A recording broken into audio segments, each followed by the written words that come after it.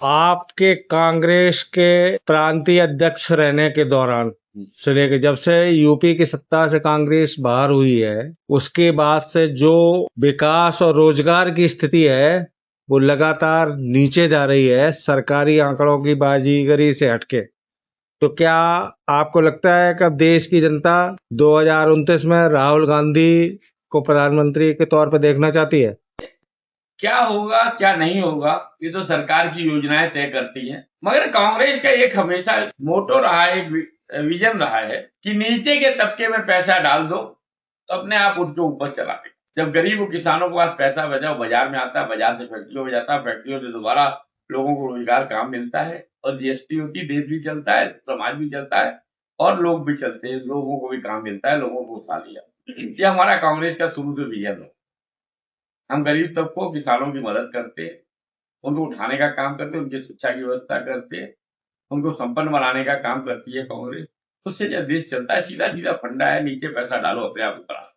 राहुल के विजन की बात करिए। राहुल फंडा के विजन के राहुल का ठीक विजन यही है कि देश के गरीब तबके के हाथ में पैसा जाए, लोगों को, गरीबों को जाए, किसानों को जाए, देश की ज्यादा आबादी कृषि पे आधारित, उनको संपन्न बनाया जाए, उनको आदाय बना, देश अपने आप संपन्न हो जाए। 27 के चुनाव की क्या तैयारी चल रही हो? 27 की चुनाव है, हम चुनाव की तैयारी हमारी हर जगह संगठन सृजन के काम कर रहे हैं, संगठन का काम पूरा हो चुका है, संगठन तैयार है और जो निर्देश लेगी कैंडिडेटों को निकालने का हमारा आदेश हो गया, कैंडिडेट सिलेक्टेड कैंडिडेटों को लाया जाए, नाम लगाया जाए, जो अच्छे कह रहे कैंडिडेट की दौड़ में बहुत लोग हैं, हम पूरी सीटों में अगर सम्मानजनक समझौता नहीं होता तो कांग्रेस पूरी सब सीटों में चुनाव लड़ने को लिए तैयार। देश की सत्ता पर काबिज होने के बाद भाजपा ने 11 साल में क्या जनता के लिए क्या किया है? किसने?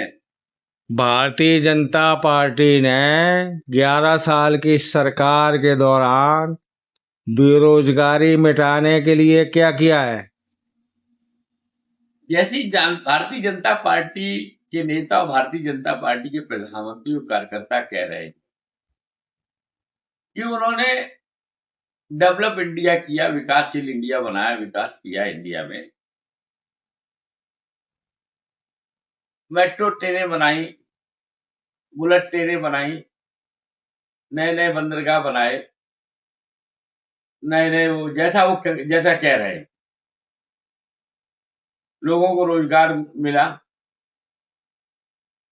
मैं एक ग्रामीण क्षेत्र से आता हूं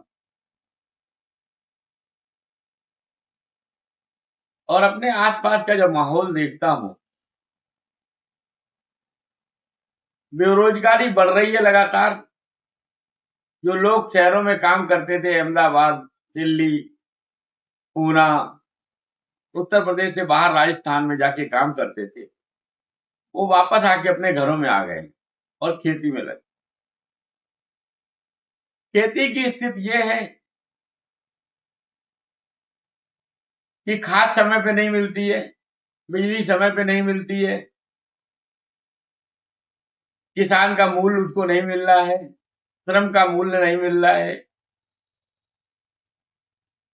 उसकी वजह से लोगों में निराशा है। परंतु जो 5 राशन फ्री मिल रहा है, वो लोगों राशन, जो निम्न तबके के लोग हैं, जो भारत सरकार में कांग्रेस के जमाने से मनमोहन सिंह सरकार में भोजन का अधिकार लोगों को दिया था, सूचना का अधिकार दिया था, शिक्षा का अधिकार दिया था, रोजगार का अधिकार दिया था मनरेगा के माध्यम से। ये सरकार उन हर योजनाओं को बंद करना चाहती है। मनरेगा को उन्होंने डिवीजन कर दिया, 2 हिस्से में बांट दिया कि प्रदेश सरकार अपना हिस्सा देगी, केंद्र सरकार अपना हिस्सा देगी।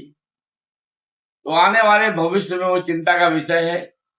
मनरेगा में 18 महीने से पेमेंट हुआ नहीं है, लोग त्राही त्राही की स्थिति में है, मजदूर परेशान है, किसान परेशान है। जब मजदूर और किसान परेशान होता है तो अपने आप दुकानें ठप, व्यापारी लोग परेशान हो जाते हैं। तो जब मजदूरों के जो किसानों की जेब में पैसा नहीं होगा तो ये दुकानें कैसे चलेंगी? कैसे दुकानों में लोग सामान खरीदेंगे। कुछ जो सरकारी नौकर लोग हैं या जिनके लोग नौकरी में हैं, वो लोग तो थोड़ा संपन्न है, ठीक ठाक है। परंतु आने वाले समय में नौजवानों का भविष्य, कोई नए रोजगार सृजन क्या काम गवर्नमेंट नहीं कर रही है। बना जो सारा पैसा इतना हिंदुस्तान में पहले कभी कर्जा नहीं हुआ था जितना आज की डेट में है। ये सरकार कहती विकास हो रहा, विकास की समय की बात है। तो आज मुझे कहने में बड़ा संतोष होता है, मैं खुद असंतोष में हूँ कि आने वाले समय में भविष्य क्या होगा। तो किसी से भी जुड़ा हूँ, व्यापार से भी जुड़ा हूँ, व्यापार लगातार घट रहे हैं। तेल की वजह से, सिलेंडरों की वजह से, लड़ाई युद्ध की वजह से गैस नहीं मिल पा रही है। जो ट्रांसपोर्टर उनको टाइम से डीजल नहीं मिल पा रहा है। फैक्ट्री ऑनरों को बिजली नहीं मिल पा रही है। ये तमाम चिंता के विषय हैं।